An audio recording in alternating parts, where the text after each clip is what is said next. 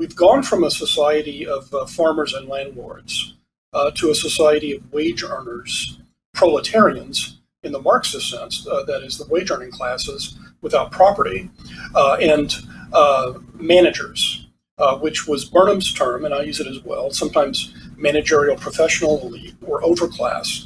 And it's not simply managers in private corporations. It's also high-ranking bureaucrats in the government, in the nonprofit sector, in the media. And my argument in the new class war is that the managerial elite is indeed a class. Not only is it somewhat hereditary on both sides of the Atlantic Ocean, and there are real parallels between the US and Europe in the way things are evolving, but also they have a common culture, common folkways, increasingly a common dialect.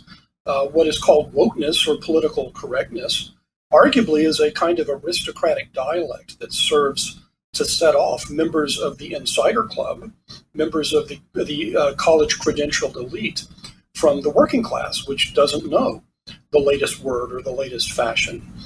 So my argument is that while racial tensions and racial prejudice obviously exist after 400 years of white supremacy in the US, they're diminishing by almost every index. And you don't just have to look at polls.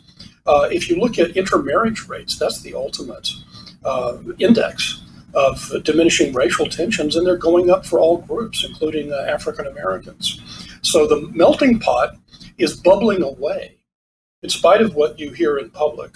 We're not fissuring along racial lines. Races are becoming blurred all the time through integration, assimilation, and marriage.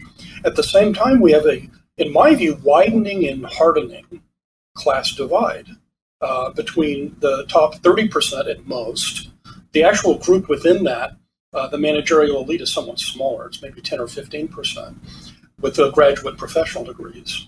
So we're seeing a widening divide between those with diplomas and people whose education ends with high school or a couple of years of college or some vocational training of all races.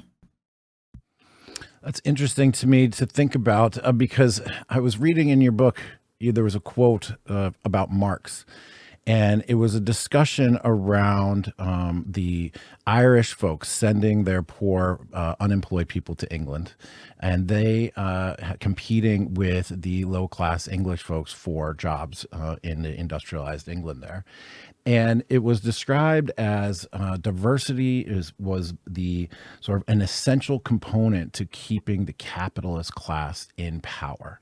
And if you take that idea and combine it with these ideas that I've heard from James Lindsay and other folks about wokeism today being a false consciousness implanted in people as a way to distract them from the class struggle.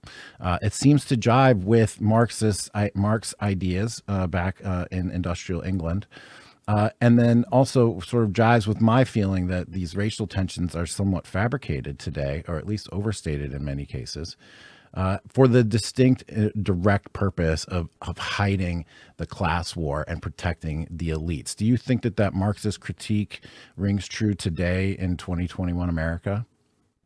Well, I think some of the woke elite are sincere in their worldview, but there's no doubt it makes it more difficult to organize a sense of common solidarity among working class people if your media and your politicians are constantly harping on religious divisions and culture war. And this goes for the right as well as the left. I don't exempt, the kind of Karl Rove, Bush family right, because they tried doing this with people of faith and the religious right and so on. That was their own version of wokeness as part of what I think is as the effect, if not the intention, of being, as you say, a divide and rule strategy. And you use the term fabricated. I think this is something that we really need to introduce into public discourse. There are real, genuine communities. Okay, if you're like an Italian-American community in the Bronx that's been there for several generations, that's a real community. Non-Hispanic white, which I presume you and I are assigned to by the government, this is a category It's not a community, right? It includes Syrian Muslims, Norwegian Lutherans, right? And those Italian Americans in the Bronx. So one of the things I see happening is our elite, to some degree, they're exploiting the attenuation of actual communities, like that Italian American community in the Bronx. And then they want people to substitute these identities, which the government ultimately and the academics invent, sometimes out of thin air. For example, Asian and Pacific Islander, this is totally meaningless category. It includes Native Hawaiians, Chinese, Japanese, and South Asian Indians and Pakistanis, right? Did you know that our 5 racial categories that we find on the census and government forms, non-Hispanic, white, Hispanic, Asian and Pacific Islander, African American, and Native American, these were invented by the Office of Management and Budget in the 1970s, right? So I think we have kind of a rather sinister Soviet-type nationality system, where instead of saying that thanks to the Civil Rights Revolution, which abolished apartheid in this country, we're all Americans, we're all citizens, we all belong to the same inclusive, pluralistic national community.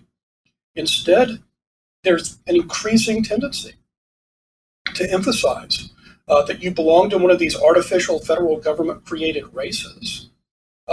And we see this particularly in the idea that African Americans, or for that matter, non-Hispanic white Americans, that category includes both citizens and immigrants, right? So for example, if you look at Ivy League schools like Harvard, they use immigrants from Africa to boost their African American quota. So the message that they're sending, and that's true when they lump white Americans together with, Germans and Poles and Irish and Swedes, they're saying that your so-called race is more important than your American citizenship. Yes, race has been elevated to a level that I'm not sure that it was even intended. I mean, there's a rise of a white consciousness. In my book, Democrat to Deplorable, I wrote a chapter, What is White Anyway? And I interviewed a guy who came through Ellis Island in the 60s who was Greek. And he said when he got here, there was two choices, white or black. So he put down white, and he's like, I've never thought of myself as white before in my life. I'm not from England. What does that have to do with anything? And, I was raised, no one told me I was like white. I was Irish, and I was non-Hispanic white. Right. And I was a Russian Jew, like Ashkenazi. Like that was my identity that was told to me by my parents, not about being white. Now everybody non-Hispanic white, we're all white, and it's this divisiveness, but it's a distraction. Well, it's also, if I would add to that, the other part of identity politics is gender and sexual orientation.